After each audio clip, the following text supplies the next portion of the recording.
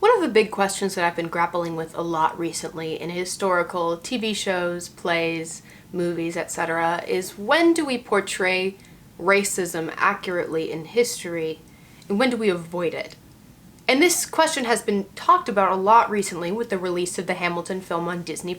Everybody's talking about it again.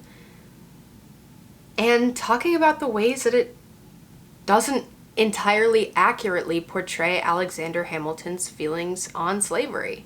The musical tends to portray both Hamilton and Eliza as these great abolitionists who were very strong about their feelings against slavery, when this is just not true. Alexander Hamilton bought, sold, and owned slaves, and so did Eliza all throughout her childhood. So, can we just omit that for the sake of writing a good protagonist? And we also had the same issue a couple years ago with The Greatest Showman. And as much as I loved that musical, P.T. Barnum was nowhere near this loving, accepting icon the movie likes to pretend he is. So all of these questions that have been circulating around in my brain recently have led me back to one of my favorite plays, which is The Niceties by Eleanor Burgess. This play was first performed at the Huntington Theatre in Boston as a part of their 2018-2019 season. This is one of my favorite plays because of the way it manages to have only two characters and only one real conversation and be so incredibly captivating and fascinating all the way through. And by the way, this is just a script review. I have not seen the show live, but it is a really, really great read. So I strongly encourage any of y'all to check it out.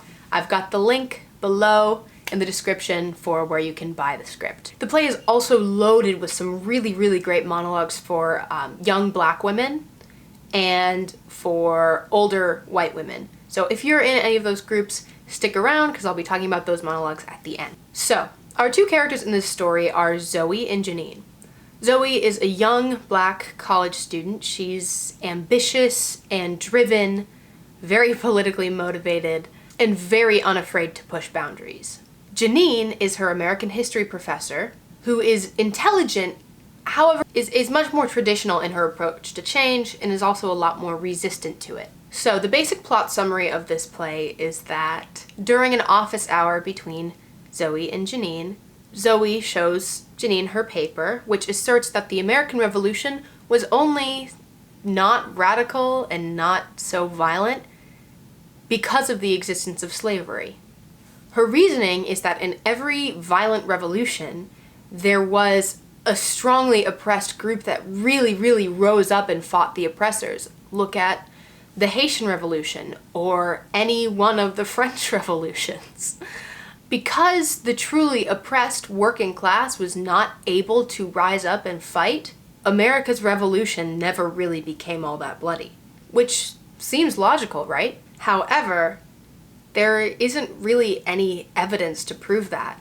We just don't know what the slaves were thinking about or what they thought of the revolution, and that's what Janine's arguing. Which is not entirely illogical and is not, like, racist or anything. The fact of the matter is the majority of American slaves during this time did not know how to read or write, and much less were journaling or writing letters about American politics. So the conflict really begins when Janine refuses to acknowledge the valid potential of Zoe's argument because it is entirely speculative. But should we just disregard the entire history of a massive amount of African Americans because they couldn't write it down? So that is sort of the main conflict of the play. But through that conversation, there come many, many different conversations about race, gender, sexuality, current politics, past politics. And one of my favorite discussions that they have is between Gen X and Gen Z. As we all know and have seen in the past couple of months, Gen Z is anything but quiet. We were born during the fallout of 9/11. We were raised in the middle of one of the worst economic recessions in American history. And we went to school every day worried that one day our school would be shot up. We were just raised differently than any other generation. And we tend to have more of a political awareness than the majority of other 18-year-olds in other generations. Gen X, however, tends to believe in a more slow and methodical approach to change in politics. In my opinion, they tend to be far more complacent. In Gen Z, we basically just scream until we get what we want. But we don't put up with anything. We demand change as soon as possible.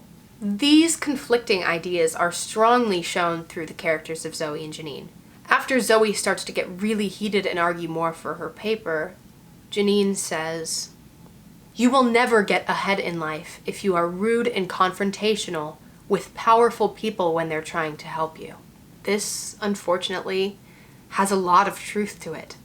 Janine is her professor. Zoe relies on Janine to get a good grade. And at first, Janine is genuinely trying to help Zoe write a better paper. But I disagree with this mentality. This is the exact mentality that has kept the world racist. I mean, if we just look at the world of theater, and I know all the BIPOC theater makers will know what I'm talking about.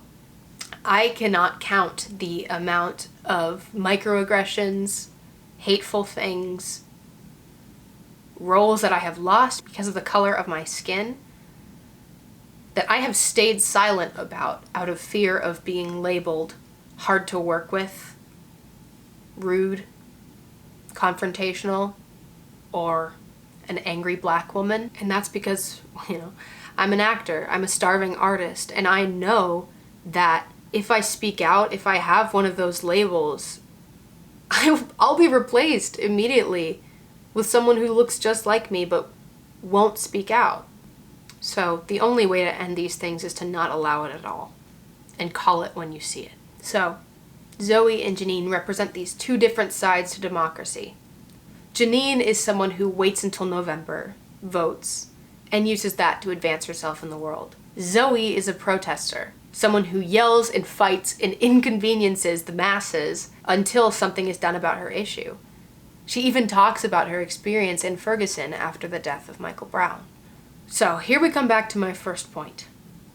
Should we water down our portrayals of America's founders without taking into account that they all were complicit and contributed to one of the greatest human rights violations of all time?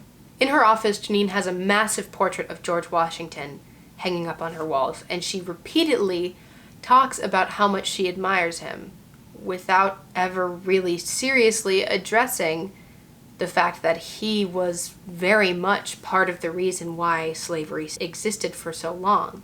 He could have ended slavery and he didn't. Y'all wanna know a fun fact? You know when we were in elementary school and they told us that George Washington had teeth made out of wood? Yeah, that's not true. That's just not true. His teeth were slaves' teeth.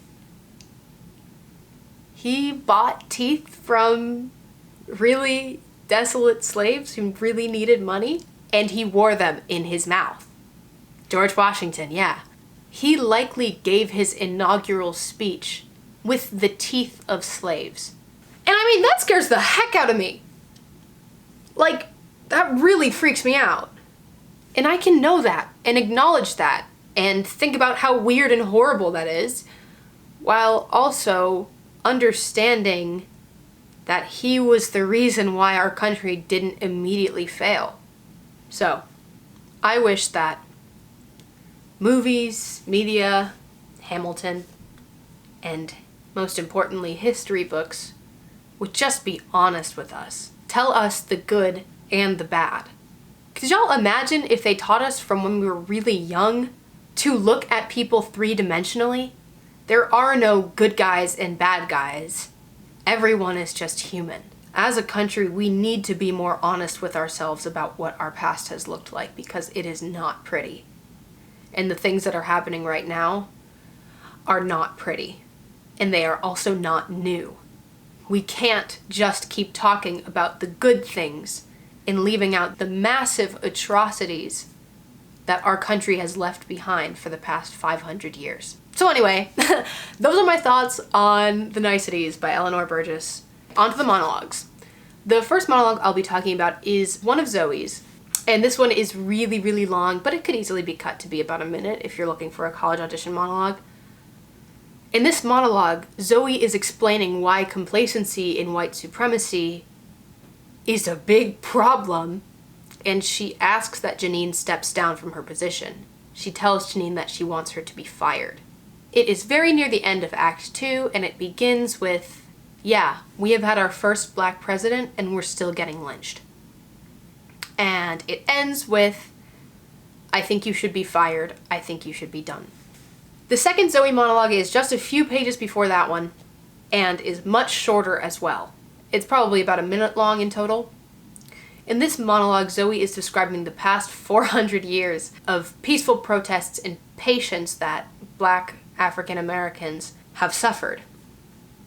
It is also near the end of Act 2 and begins, I mean, be nice, and ends with, we have been so nice and patient. Okay, and now for the Janine monologue, and there's a few more of them, but this one is definitely my favorite.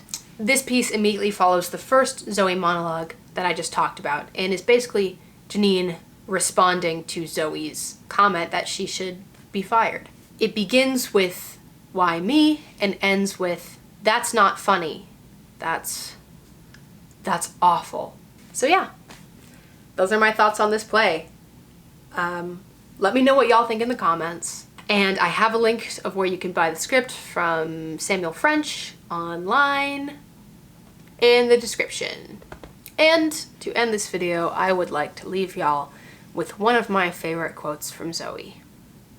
Your whole generation, you say we're fragile, and you've kept reading the children's book version of American history your whole adult lives.